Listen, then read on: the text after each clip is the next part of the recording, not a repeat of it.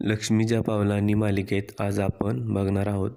सुकन्या अद्वैतच्या रूममध्ये येते आणि अद्वैतच्या कपाटात असलेली पेटी उघडून कलाच्या सर्व वस्तू बघत असते.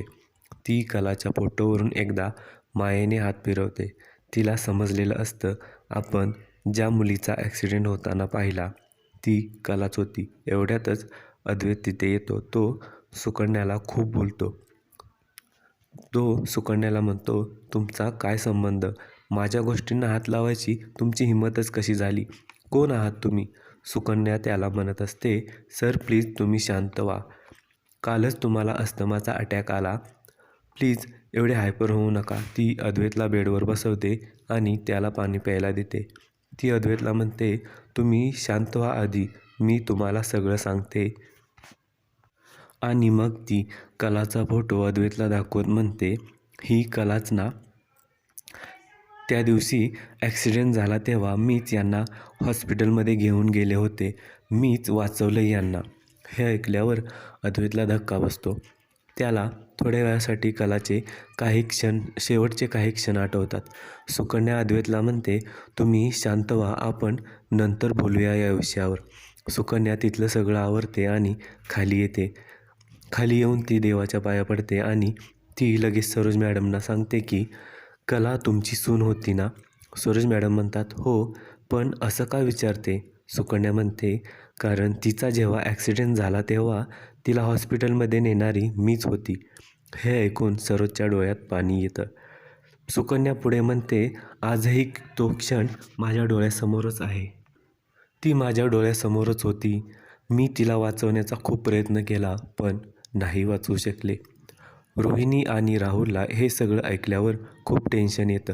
रोहिणी राहुलला म्हणते, आपण आत्ताच्या आत्ता त्या मुलीला या घरातून हकलायला हवं राहुल.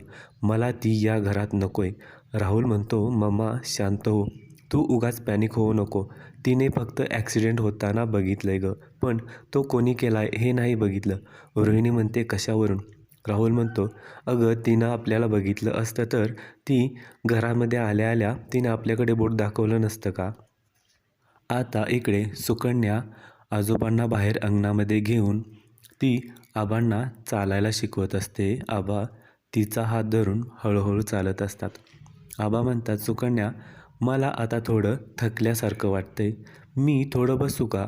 सुकन्या लगेच म्हणते, हो आबा थांबा, मी रॉकेटला व्हीलचेअर आणायला सांगते. आणि ती रॉकेटला लगेच हाक देते आणि आबांना ती व्हीलचेअरवरती बसवते.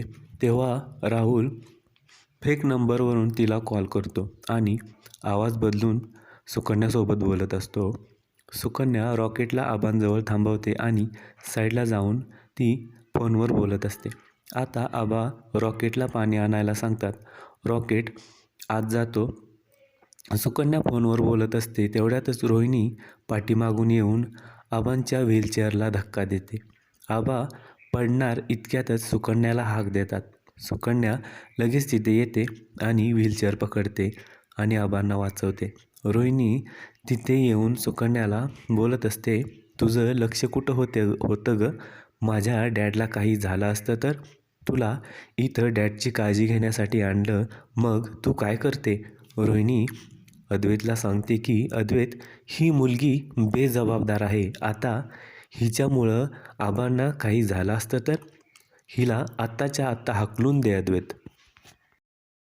परंतु आबा लगेच अद्वैतला म्हणतात, यात या मुलीची काही चुकी नाही.